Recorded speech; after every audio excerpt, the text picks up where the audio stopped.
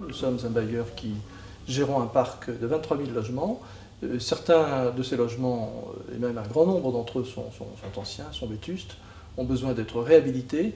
Et là, nous sommes au cœur d'un projet de réhabilitation qui est financé par l'ANRU, et Camélia 33 est pour nous un emblème de ce programme de rénovation. D'abord, il est innovant, puisqu'il a un aspect patrimonial. Nous sommes dans un quartier, qui est un quartier ancien, où il y a un bâtiment qui a une vraie valeur patrimoniale, qui est inscrit à l'inventaire des monuments historiques, qui s'appelle le Château Morange, qui est un élément de structuration de l'identité du quartier qui est extrêmement puissant.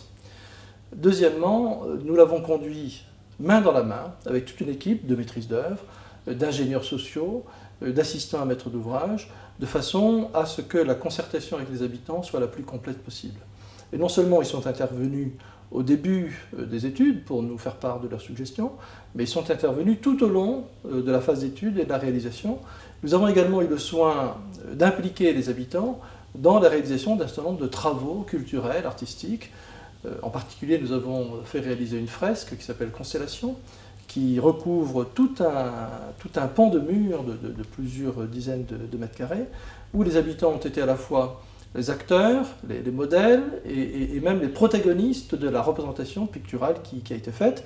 Et nous avons enfin, du point de vue énergétique, au-delà de l'adjonction de chauffe-eau solaire, qui est maintenant très répandue à La Réunion, prévu une surélévation avec des matériaux légers par-dessus le toit de l'immeuble en béton ancien, de sorte que nous avons construit la ville sur la ville, nous l'avons étendue sur la ville, nous avons mieux utilisé l'espace existant, le foncier existant, qui améliore les performances thermiques de l'ensemble. C'est un projet qui se situe dans une zone inondable, inondable jusqu'à 4 mètres de haut.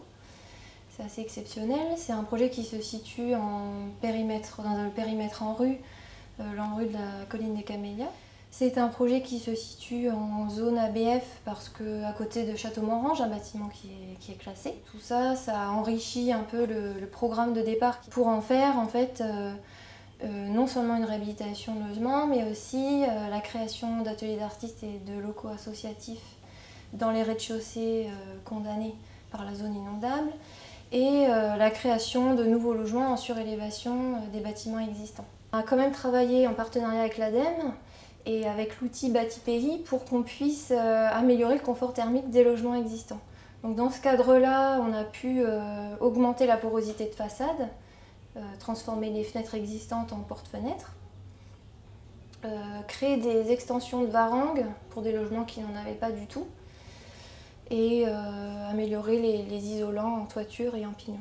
On a travaillé avec la maîtrise d'ouvrage dans la constitution des marchés de travaux pour que les heures d'insertion, qui sont normalement saupoudrées dans tous les lots, soient regroupées dans un seul lot et donc puissent faire l'objet d'un vrai travail avec les gens du quartier. La particularité de cette opération à Camélia 33, c'est la réalisation des travaux en site occupé. Donc on a une présence quotidienne sur site dans le cadre de notre mission OPC pour veiller à ce que les logements soient habitables chaque soir, car nous avons un enchaînement de tâches à l'intérieur qui doit rendre le logement opérationnel tous les soirs. Cela nécessite également de la part de l'architecte une fibre un petit peu plus sociale que sur du logement neuf, de tenir compte dans la conception du projet de la présence des locataires pendant les travaux et de la destination finale de l'opération.